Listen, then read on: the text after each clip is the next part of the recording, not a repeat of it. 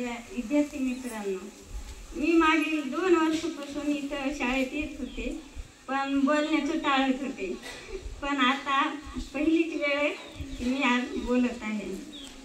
मला बोलता येत नाही म्हणून मी साक्षीला भाषण हे सांगण्यासाठी पाठवत होते.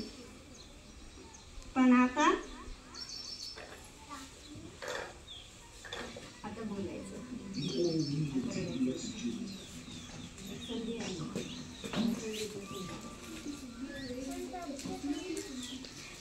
मी आता बोलण्याचा प्रयत्न करेन. मला बोलता येत नाही, पण आपण हे ना सर्वजण मिळून शिकूया.